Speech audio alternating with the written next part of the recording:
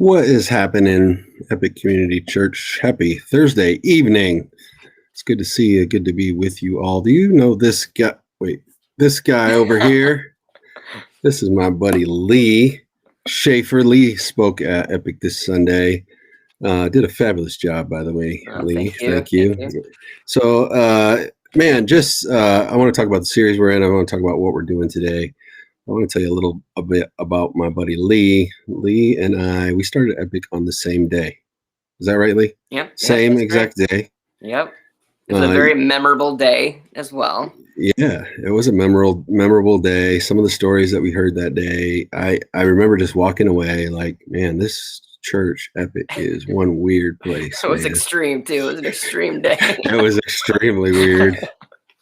And but man, just fell in love with it really, really quickly. And we got to know each other. I don't know how long it took, but we got to know each other pretty quickly after that, and just became quick friends and hung out quite a bit. And it just really just been friends ever since. I've just just been watching your life, and I've seen just how you have kind of yielded your life to Christ, how you've surrendered, and just how you've walked and followed after him, and just admired that about you. And we just love that about you. And you brought a message this past Sunday to the body. We're in our series called Rhythms of a Disciple, and so we've been talking a lot about what separates a disciple from someone who maybe says they're a Christ follower but doesn't live it out in their life. We call those rhythms. I'm going to bring up this graphic here. These are what we would call the rhythms of a disciple. And so we have identify, practice, yield, commit, engage, multiply. Those are kind of the categories that we've broken down, the three big categories of a disciple: of worship, community, and mission. And so this past week, you had talked about the yielding rhythm, Lee, or the third rhythm in the rhythms of a disciple. And so I'm going to start out just by kind of asking this question to chat. Chat, feel free to jump in here. By the way, let's see who else is in here. We got Kim, you're on there. I see you. Hey, Melanie. Oh, two Kims, Kim Thorpe and my cousin Kim. What's going on to both of you? Chad, hello. I see you there too. And Roscoe, and maybe Lori. Good to see you, Grace. Good to see you both. Chad said, Lee boy. course he did. That's like what he called you the first time you were there. Yeah, the moment I walked in the doors, Chad goes, "You must be Lee." I was like, oh, wow, you're Wow, good. that is good, man. Yep. So that's fantastic. But anyway, thanks again for joining us. We are talking about the third rhythm of a disciple, which is yielding. And we have a guest host on tonight who is my good friend, Lee Schaefer. Thanks for joining us, Lee. Let me ask this question to chat, and then we'll ask it to you as well, Lee. But what is an area of your life that God has convicted you of recently that you needed to yield to him? So chat. Let me hear from you. Post it in the chat section there. What's an area of your life recently that you've been convicted of that God has asked you to yield? What about you, Lee? Start us off with that question. Oh man.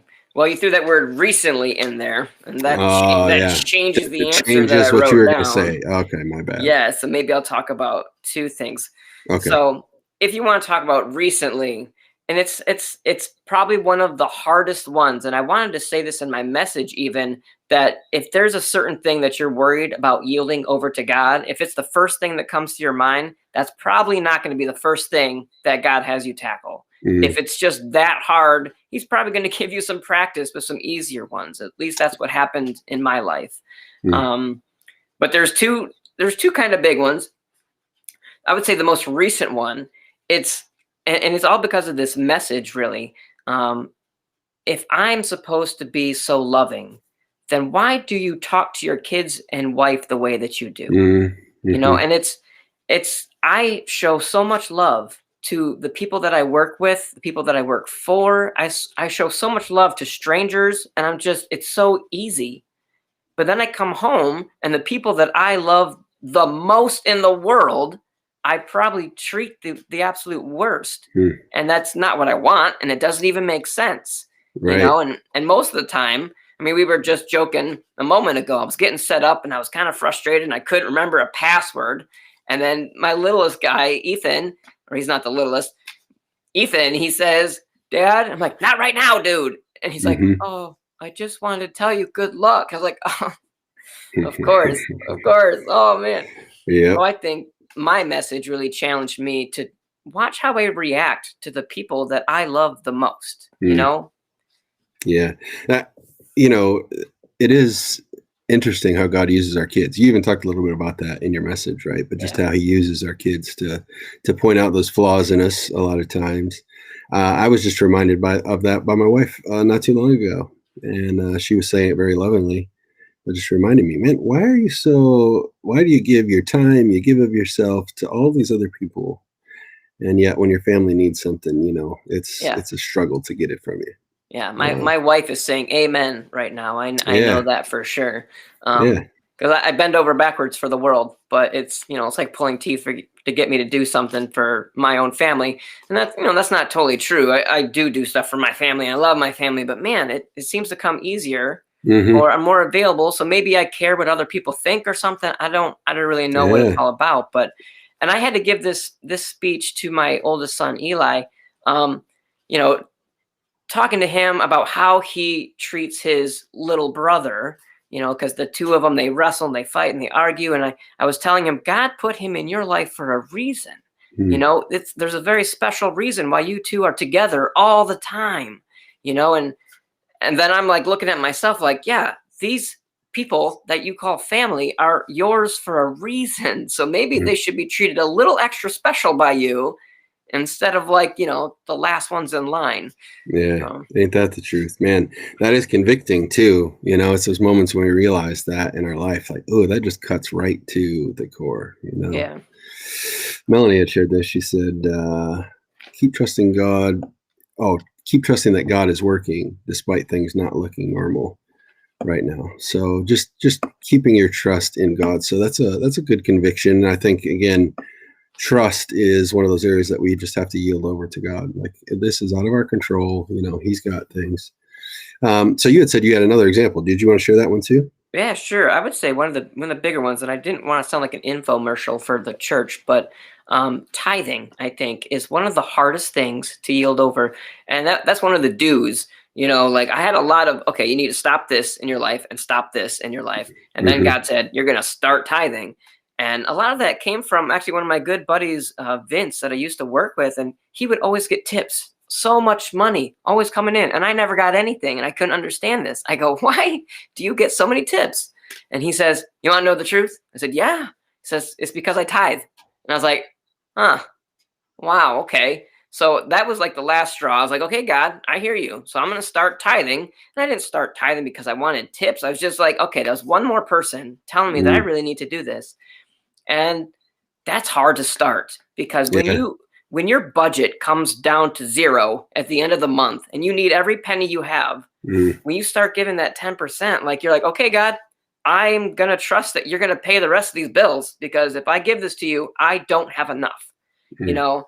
And it's hard in the beginning, and there is some, you know, you kind of think, am I even doing the right thing, or am I being irresponsible by, you know, giving my money away like this? But you do it, you keep doing it, and you keep doing it, and God is faithful, and he pays those bills, and it gets easier and easier. And now I do it without thinking about it. I do it. I haven't really started making much more money, but my bank account is full, and I don't have to worry about paycheck to paycheck anymore. And I have no idea why, to be honest with you. So I go back to what my buddy Vince said, and it's because I tithe, honestly. And then I wrote down on my note card here about it. You know, God tells us not to test him in Matthew, but then in Malachi, he says to test me when it comes to giving. In this area. Right. Yep. Yeah. So that Which is interesting. Yeah, definitely. Well, that's a great example. Is this a friend of yours? This is Kayla. Let's see. Kayla said, I liked your message on yielding. Thank you, Kayla. Thanks for Lee. Appreciate that. Man, you know, God really speaks to me through conviction, and he convicts me a lot. Like, wake up, dummy. Can't you see this? And it's usually through my kids or through my wife or someone who just says something, you know, simple, what seems like simple in the moment, that just cuts right to the heart, kind of like what you were talking about. And man, just reminds me that this is, he's in control, you know, he is sovereign, and we got to surrender to him. And that's what we're talking about, is yielding tonight. And it reminds me of you know, John chapter 3, verse 30. It's like John the Baptist, he was doing all this ministry. He had his disciples, and then Christ comes on the scene, and all of a sudden, kind of all the attention comes off of John, and it all goes on Christ. And he even a couple of his disciples end up moving over to be part of Jesus's 12. And in that moment, you know, the John's disciples start to get what do you want to say, jealous a little bit. A little jealous of Jesus and what's happening. Like, hey, John, we used to be the big deal. Now all of a sudden Jesus comes, right? And he's the big deal. And John has this message for his disciples where he says, he must become greater and I must become less. That's what he says. And I like that line. He must become greater, I must become less. But it's almost like John was saying, like, this is what is supposed to happen, right? That the glory is supposed to be on Christ. This is exactly how it was meant to be a God's plan, that he comes, we make a big deal about what he's doing, and we become less. And I think it's good symbolism for what we have to do as Christ followers, right, in our lives, that we have to become less as well. So what do you think about that? Maybe talk a little bit about that, Lee. What does that mean to you, John's words, when he says he must become greater, I must become less? Well, it goes right along with my message on Sunday, really, by putting God first and following his way. We're making ourselves less, and it kind of has to do with a selfish thing. Like, what are our motives? What are we trying to get? And if we could just pause for a minute and try to see what it is we really want. If we do God's way, not only are we making him happy, but we are going to get what we want as well, and more of it, actually. And sometimes we're just confused about what we actually want, you know. And it's a lot like kids.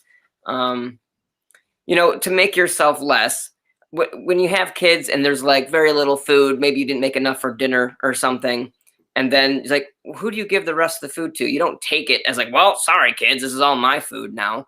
you kind of dole it out to the kids. You're like, well, I'll just eat a little bit less. So you put them Mm. greater and you make yourself less, you know. I think I just kind of derailed my train of thought there. But Well, it's I to I didn't want to cut you off. You did make it. It was reminding me as you're talking about that, like you made some good imagery about your kids and eating with, I think it was Eli. You were talking a little bit about Eli and some cereal. oh yeah. So maybe share that analogy with us tonight, if you don't mind, and then just kind of go back to that idea that you had started talking about just God's way and how it ends up being better for us. Okay. Yeah. So back in the day when it was just me and Eli, and we were very poor, and we had to make very wise decisions about the food that we bought. And you know, he was just a little guy, well, gosh, like 4 or 5, and he wanted a fancy box of cereal that had a great picture on it, you know, but the cereal was something disgusting that I knew he wasn't going to like, with no flavor, you know. And I tried to convince him not to get it. And I said, buddy, this really isn't a good idea. I mean, I don't think you're going to like it. I know it looks fun, but it's not. And I really think we should get this one, which tastes delicious, and it's a lot cheaper, and it'll last us a lot longer. But, you know, he didn't want to go that route. He wanted the name brand shredded wheat. I don't know what he wanted. Yeah, he wanted the fun looking, maybe there's a prize in this box cereal. Yeah, right. And then we get it and he hates it. And the whole point of the story was, he knew that if he didn't like it, he was still going to have to eat it. Not because I hated him, but because there was no other option. I didn't have money to go buy more cereal. I mean, we were that poor to where, like, this is it. There's nothing else to eat. You know, save the milk type of thing, because it's got to match up with the cereal. Yeah. So I hated to see him go through it, but just, you know, the look on his face said, this was a mistake. I should have listened to my dad. And we relate that to God, and just, we try to make all these decisions in situations that something looks appealing. It looks really good. You know, it's a popular thing to do, or it seems fun. And then you get involved in it, and it leads down a path you didn't want to go down. It leads you into a situation that, you know, I don't want to be here. And then we get upset with God, saying, why did you do this to me? Why did you put me here? And he's like, as the dad, I didn't want this for you. I wanted something better for you. It didn't look as fun at the time, but it would have yielded much better results than what you got out of this. You know, and then we still have to, well, I'm losing an earbud, and then it's stuck in my ear. We still have to eat our entire box of cereal because we put ourselves in that situation. And then once we get out of that situation, we choose to listen to God, then maybe we can finally learn, you know, about the better result we could have had the first time. But I mean, that's kind of just a part of life. You have to learn through these mistakes. And back to the story, that was kind of why I let Eli make that decision, because then later in the future, he would learn that, okay, first off, that cereal's bad. And secondly, maybe my dad does know what he's talking about, you know, and that is so true for my life. I made a lot of bad decisions, and in the moment, I thought they were good decisions. In the moment, it looked like the best decision that I could make. But they were wrong. And I kind of knew it wasn't what God wanted. And then eventually God goes, are you done? Are you done making these decisions on your own? Would you please listen to me? And it took some big consequences for me to be like, okay, yep, I'm done. Let's do this your way, because I don't even know who I am anymore. This isn't who I am. And this has led me down a path that I don't even recognize myself.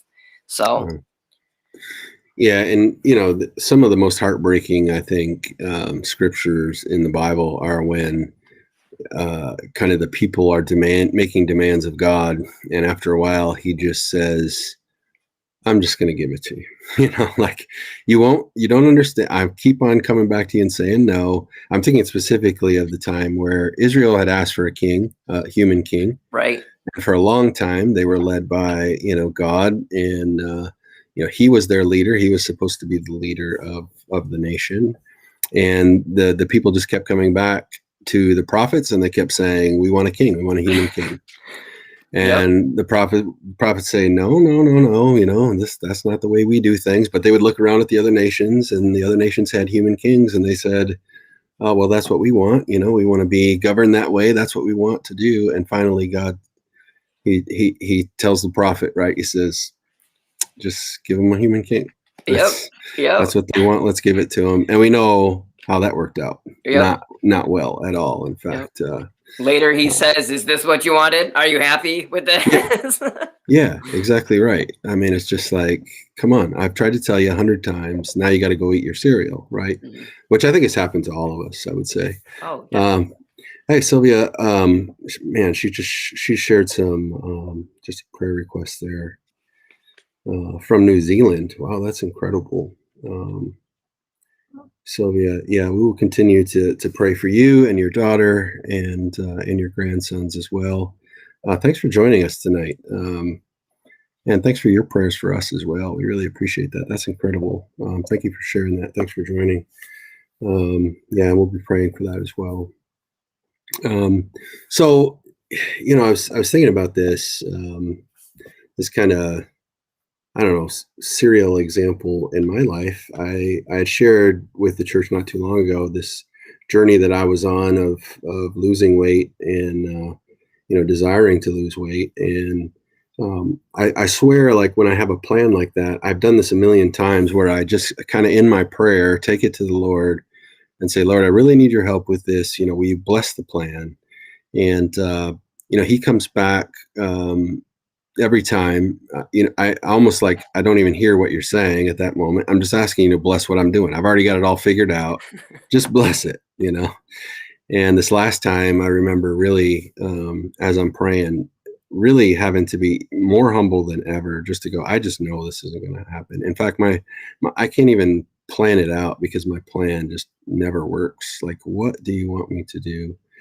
And that was a moment of yielding for me, where I think, God took me on a journey that had a lot less to do with physically losing weight than it had to do with healing my heart. And then we circled back around to finally being able to lose weight, but it was like all this other stuff had gotten in the way, and I didn't even recognize it. It wasn't until I yielded and surrendered that it was like, oh, all of a sudden began to feel God's power in my life, and felt like for the first time, maybe this was possible for me. But it wouldn't have happened, I don't think, unless I had yielded, to his plan and his way, and not just taking him a plan and going, I got it all figured out. Just bless what I got figured out, God. That does seem easier to do sometimes. But so think about Eli. It's funny how kids, and also how we can see this in ourselves, but just how kids, sometimes you just get frustrated because they don't understand, like they just don't have the experience, in their life. And just the other day, I was talking to my son Emmett, who is 4 years old, and we were talking about dying, and he said something to me like, "Oh yeah, well, it's okay when I die or whatever. When I come back, we'll just kind of talk, And I'm like, oh, that's not really how it works, bud. Do you know what dying means? I had to ask him, and he's like, yeah, you just die and you come back. I'm like, no, this isn't video games. It's death. And then after about 10 minutes of talking to him, I started to realize I'm having this conversation with a 4-year-old. Like, he's probably not going to understand it, right? And sometimes sometimes you just want your kids to just listen to you because of your experience, because you know better, you have wisdom, you've learned from life. And I think, I think that's what God wants from us too sometimes, just to yield, without having to have it figured out all the time. Right. It takes a lot of life experience for you to begin to learn from other people's experiences, and to be like, okay, you know what? I'm going to try to not learn that lesson the hard way myself. And I'm Yeah, going to take right. your word for it. And then you start seeking advice, you start seeking advice from, you pray and you ask God, but then you also talk to people that are good Christian people, and for me, it'd be, my dad and my brother and people that I respect, and get their opinion, seek out that advice so that you don't have to make the same mistakes over and over again. Yeah. Yeah. Well, so you had, on Sunday, you had kind of talked about the ultimate outcome of yielding, I guess, or maybe the ultimate fruit of yielding. I'm not sure how you would word it, and that's why I'm going to let you do that in a second. Was love. Like, ultimately, that's what yielding your life looks like, is love. Maybe you can just, I know that you took a lot of time on that on Sunday. Maybe you can just take a couple minutes and Sure. just kind of give us the maybe the summation of just that concept. So, it's not that it was the fruit. Not love wasn't really the fruit of it, but love is kind of the blanket guide for how to do what God wants you to do. Um, Okay. it's it when you look at the commandments, even every one of them has to do with love, really. The first two, and then they asked Jesus, what's the greatest commandment? And this question was a trap for him. And the greatest commandment, he says, is to love God. And then the second greatest commandment is to love your neighbor. And then from the scriptures that we looked at, we learned that by loving people, loving God, it covers a multitude of sins. And when it's almost like sometimes I ask my kids to do something that I think is very basic. And then it turns out they don't know how to do it. And I'm just astounded that how do you not know how to do this? For example, let's say I said, go make a peanut butter jelly sandwich.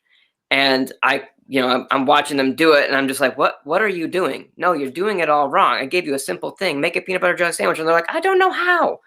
And God said to us, love me, love others. And we're like, we don't know how. And so then he comes up with these commandments, okay, here's what you're going to do.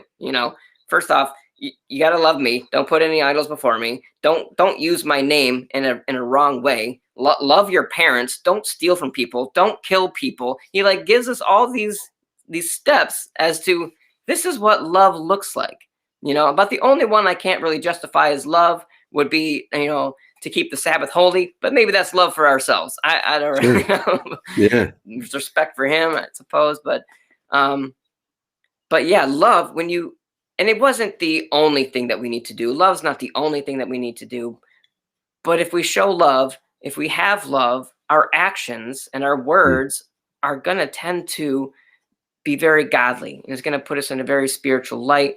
And I would like to go through my note cards. I wrote down a great thing, but I don't know where I put it. And I had another thought today as I was painting a hallway. I thought, have you ever written a report that you were forced to write and you hated the topic, you hated the class, and that report did not turn out good because you hated anything about it. You didn't put your effort into it. You didn't want to do it. But then there's another side where if you have written a report that you love the topic, you chose the topic, you were so in, it was something that you really like. Like for me, when I was a kid, it was probably turtles. For my son Eli, it's probably R.L. Stein or something like that. And man, you go way too far. You do too much research. And then everything you see around you has to do with that report. You could relate it to everything in life that, I just wrote a report on this type of thing, and the same thing is true about love. When you start trying to look at the world through loving eyes, everything kind of changes. Your reactions to people change, how you treat your wife, how you look at God. It's just, yeah. I don't know if that makes sense, but it did to me. Yeah, it did. Well, just again, keeping this, if we think of love is kind of the rhythm that runs in the background of the song of our life, right? It's just kind of always there, thumping away, right? Keeping us dancing, keeping us moving. It's the thing that undergirds everything. So yeah, I definitely got what you're saying. I appreciate that. Let me ask you this: you shared a lot of scripture on Sunday too. You had quite a few verses just tying back to love, and that. What out of those? What was your favorite one? Do you think that you shared? And why is it your favorite? So it was hard to narrow it down because I liked them all, and that's why they were all in there. But probably the one that surprisingly stuck out to me the most would have been 1 John 4:8, which says, "Whoever does not love does not know God, because God is love." And that just it hit really hard for me that God's not telling us, "Oh, hey, love people." It's a big deal. It's such a serious thing that he's saying, if you don't love people, if you don't have love in your life, then you don't even know me, and that's huge because I think I know God. I feel like I know God. So then I better show love, Yeah. And it makes you almost wonder, like some of those verses where Jesus says, you're doing all this stuff for me, and you're gonna, at the end, you're going to come and say, "Hey, Jesus, look at all the stuff I did. Look at all this." And he's going to go, "But I don't know you." And I wonder if that's why, right, Lee? Because you can do a lot of things in your life. You can Right. even walk a life that seemingly looks like a disciple. Right. That's what Corinthians is all about, Yeah. And you can do it without love. And then, as Paul says there in First Corinthians, what does it mean if there's no love? In fact, it's worthless, right? It Right. means nothing. So that's beautiful, man. I love that scripture too. So I had asked you this question. Maybe you already answered it for us, but what was one of the things that God had convicted you of as you were, convicted you of, comforted you about, or maybe challenged you while you were kind of putting the message together? You kind of gave us one example at the beginning. Do you have another example of that? Like as you're writing the message, what God just kind of laid on your heart? Yeah, I kind of shared it at the beginning. I wish I could keep this earbud in my ear. Kind of shared it at the beginning, and it was my family, and I think the scriptures had a lot to do with it. 1 Corinthians 13 is a very good measuring stick for how you're doing. And when I read 1 Corinthians 13 and it describes love, and that description doesn't seem to line up with what I'm doing, I start thinking, well, then what am I doing? It's not called love because my love doesn't look like this. And I need to use that as a measuring stick to see how well I'm doing and then adjust what I am doing. And so the scriptures kind of pointed out some things as I was writing it. But the biggest thing that kind of took me by surprise was when I pictured myself giving this message. It was easy thinking about giving this message to a bunch of people that I don't know or barely know. But it was hard to think I'm going to be giving this message to the people that know me the best. My kids, my wife, my parents, the people that know me well. And I don't want to look like a hypocrite. I don't want them looking at this like, this is not what this guy does. He yells at us all the time. This certainly isn't loving, and I was like, wow, yeah, this makes me nervous. This makes me feel like I need to apologize in advance for, how I react to them sometimes. And yeah, that kind of challenged me to like, all right, well, then let's do better. If this is something that you're embarrassed of, or if this is something that you're ashamed of, then let's do better. That's your next thing. Let's start working on that. And one thing that was in the message, and I took it out because I just didn't have time, but it was these things, you can't do these things on your own. Everything that I've yielded in my life over to God you can't keep it a secret. You've got to at least tell somebody what you're doing. Otherwise, you'll never be able to overcome it. A lot of times it takes more than one person just to hold each other accountable. If you know that you have to tell somebody what you ate that day, you're going to try to eat better. If you know you have to tell somebody that, hey, I didn't yell at my kids today, you're going to try harder not to yell at your kids, and it really helps to have somebody hold you accountable, and that kind of stuck out to me this whole time was, okay, well, this is your next thing. Do better to the people closer to you. And I think that's just a lesson for all of us because we're all called to be disciple makers. And so as we do that, and as we're teaching other disciples how to walk this walk, how can you do it? How can you do it, while you're teaching other people if you're not doing it yourself? It really does. But I do like what you say there about, let me do better. I'm not going to live in the shame and guilt of, what I have yet to do.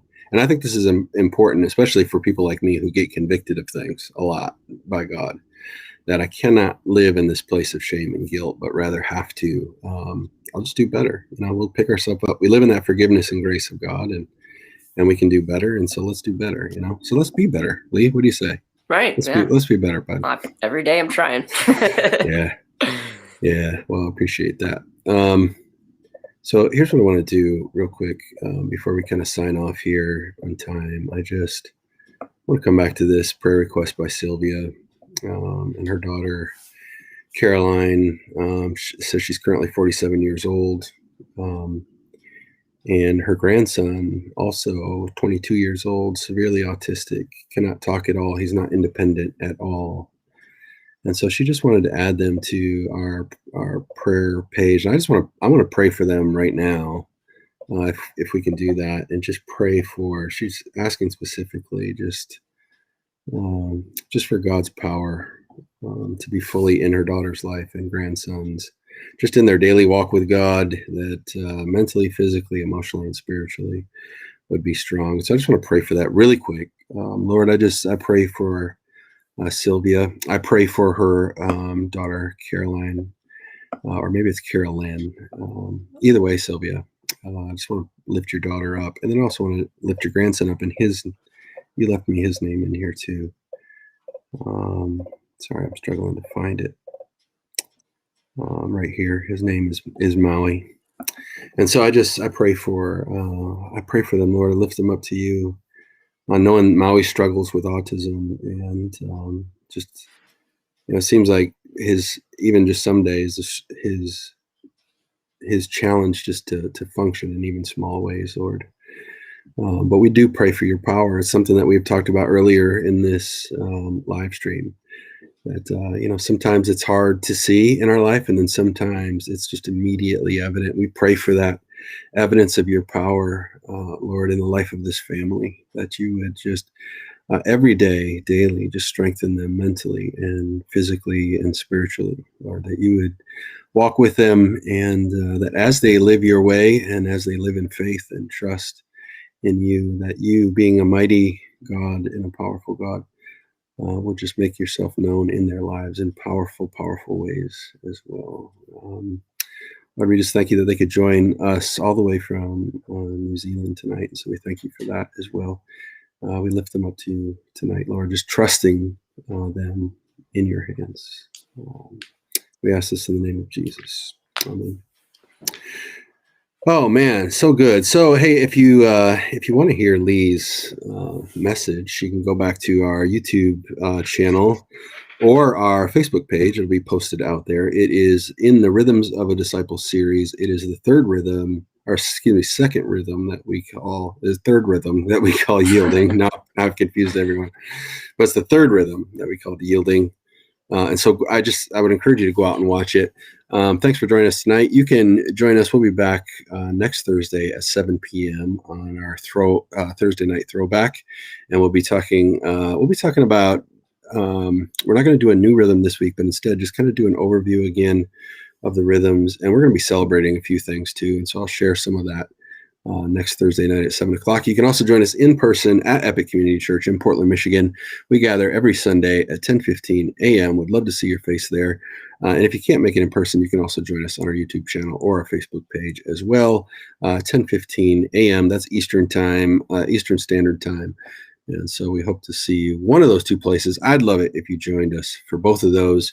And so I really look forward to seeing you again. Until then, let's yield to God's way, and let's surrender our life and make him greater as we become less. So let's sign off tonight, and let's go and let's be the church. Good night, everybody. We love you. See you soon. Bye-bye. Bye.